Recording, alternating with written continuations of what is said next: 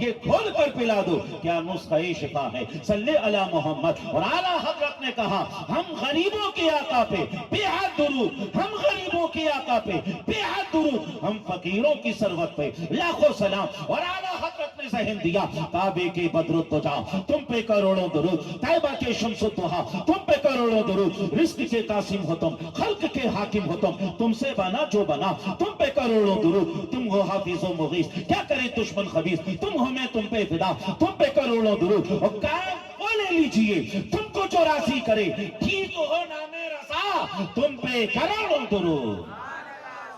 جی لگا کر بولو سبحان اللہ، اور محبتوں سے بولو سبحان اللہ، اور دل کی گہرائیوں سے بولو سبحان اللہ۔ عزیزان محترم، آئیے ایک حدیث سبحان اللہ کے حوالے سے سنیے، ترمذی شریف کی حدیث ہے۔ آقا نے ارشاد فرمایا من قال سبحان اللہ غرست لہ نخلۃ فی الجنہ، رواہ الترمذی فی سننہ، سنن ترمذی کی حدیث ہے۔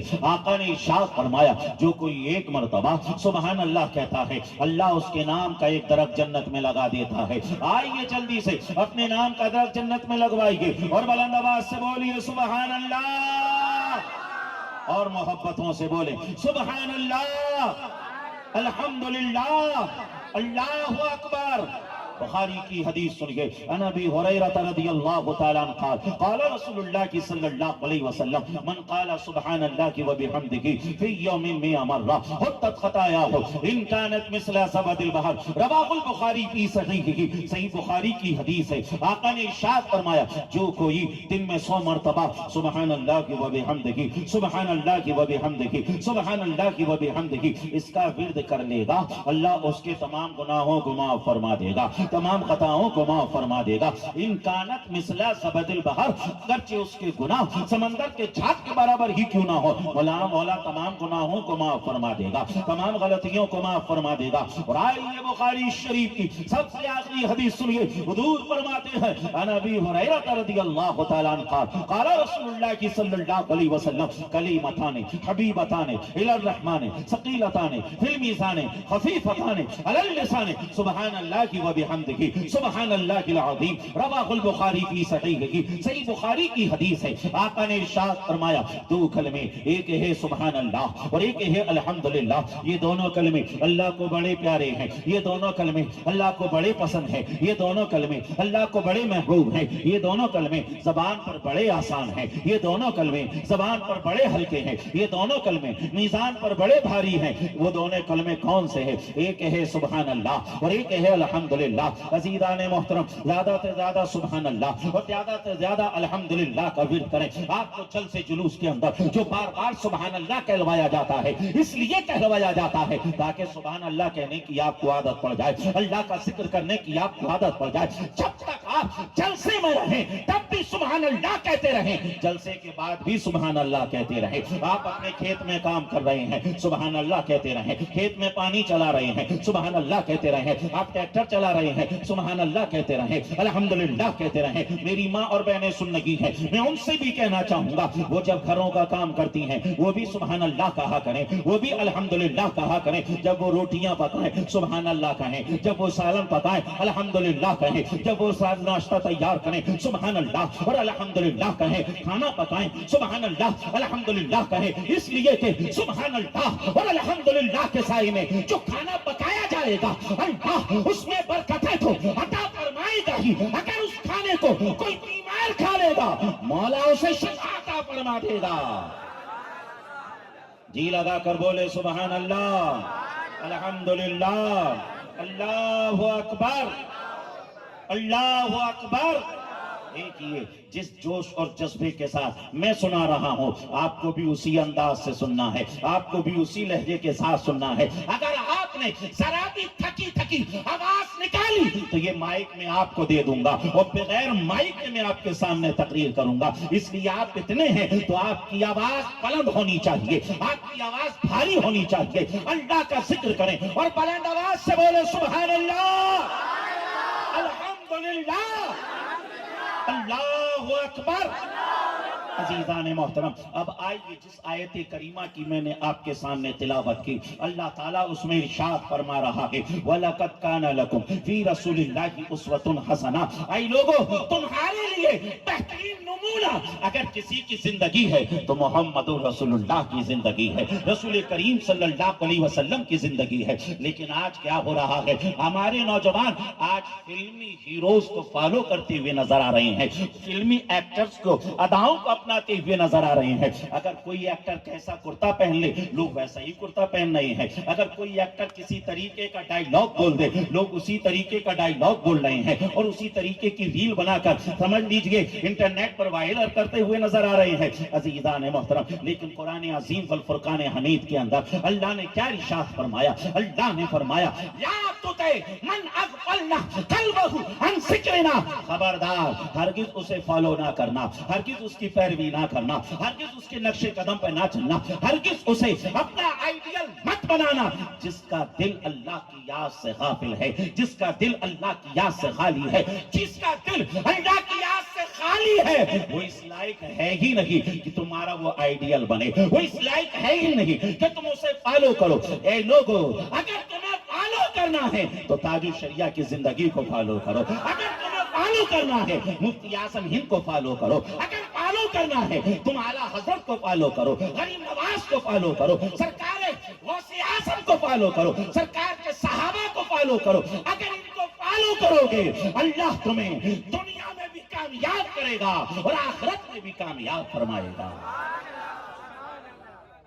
پھر تکبیر، نعرہ تکبیر، نعرہ رسالت، جشن عید میلاد النبی، بہترین آئیڈیل ہمارے پاس سرکار کی زندگی ہے۔ اب مجھے آپ کے سامنے سرکار کی زندگی کو ہی پیش کرنا ہے۔ انشاءاللہ آپ سنیں گے دل مدینہ مدینہ ہو جائے گا۔ بات بالکل شروع سے کریں، بالکل شروع سے۔ آئیے میں آپ کو حدیث سناتا ہوں، حدیث سناتا ہوں۔ حدیث سننے سے پہلے کہہ دے سبحان اللہ، اور محبتوں سے بولے سبحان اللہ۔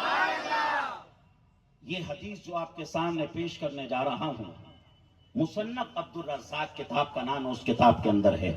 حدیث سنیے، روا عبد الرزاق ابن حمام عن جابر بن صحابی رضی اللہ تعالی عنہ قال قلت یا رسول اللہ بأبی وأنت أمي أخبرني عن أول شيء خلقه الله تعالى قبل الأشياء قال يا جابر إن الله تعالى قد خلق قبل الأشياء نور نبيك من نوري فجعل ذلك النور يدور بالقدرة حيث شاء الله تعالى ولم يكن في ذلك الوقت لوح ولا قلم ولا جنة ولا نار ولا سماء ولا أرض ولا شمس ولا قمر ولا جن ولا إنس فلما أراد الله تعالى أن يخلق الخلق قسم ذلك النور أربعة أجزاء فخلق من جزء الأول القلم ومن الثاني اللوح ومن الثالث العرش ثم قسم ذلك النور أربعة أجزاء فخلق من جزء الأول الحملة العرش ومن الثاني الكرسي ومن الثالث الباقي الملائكة ثم قسم ذلك النور أربعة أجزاء فخلق من جزء الأول السماوات